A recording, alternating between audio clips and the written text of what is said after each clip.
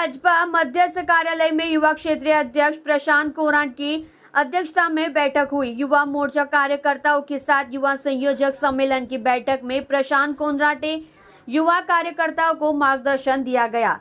23 लोकसभा सीटों वाले सूरत जिले के 5 विधानसभा सीटों और तापी जिले की 2 विधानसभा सीटों के कार्यकर्ता बड़ी संख्या में मौजूद थे। सूरत जिला भाजपा अध्यक्ष और 23 लोकसभा के प्रभारी सूरत और तापी जिला युवा मोर्चा अध्यक्ष मुख्यमंत्री की उपस्थिति में युवा समन्वय सम्मेलन आयोजित किया गया।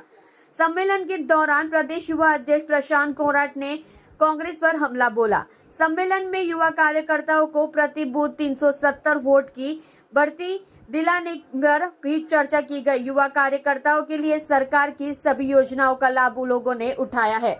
इस संबंध में सम्मेलन में इस बात पर विस्तार से चर्चा की गई कि मतदाताओं को मोदी सरकार द्वारा किए गए कार्यों को याद दिलाकर अधिक से अधिक भाजपा समर्थक और बेहतर मतदान करना चाहिए। આજે બારડોલી લોકસભાનું ભારતીય જનતા યુવા મોરચાની બૃહદ બેઠકનું આયોજન કરવામાં આવ્યું હતું। આ બૃહદ બેઠકની અંદર જિલ્લાના અધ્યક્ષથી લઈને મંડળની ટીમ, શક્તિ કેન્દ્રના યુવા સંયોજક આ બેઠકમાં ઉપસ્થિત હતા।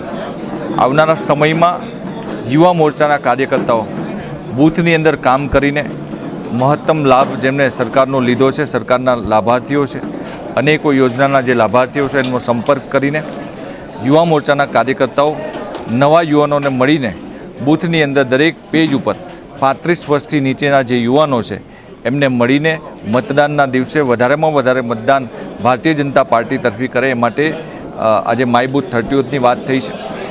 જે રીતે દેશના લોકોને ખાસ કરીને ગુજરાતની અંદર પ્રદેશના અધ્યક્ષ આદરણીય CR પાટીલ સાહેબે દરેક 26 લોકસભા સીટ 5 લાખથી વધારે માર્જિનથી જીતવાનો લક્ષ્ય આપ્યો છે। દેશના લોકોએ જ્યારે મન બનાવી લીધું છે કે મોદીજીને મત આપવાનો છે, ત્યારે આમનો વધારેમાં વધારે સંપર્ક કરીને મતદાનના દિવસે કમળ તરફી મતદાન કરે એ માટે આજના આ યુવા મોરચાની બેઠકની અંદર માય બૂથ 30 અંતર્ગત આ લોકસભાના ઉમેદવાર શ્રી પ્રભુભાઈના વધારેમાં વધારે મતથી વિજય થાય એના માટે થઈને નાની નાની બૂથની બેઠકો કરે અને નવા યુવાનોને આની અંદર જોડે એના માટેની આ બેઠક હતી।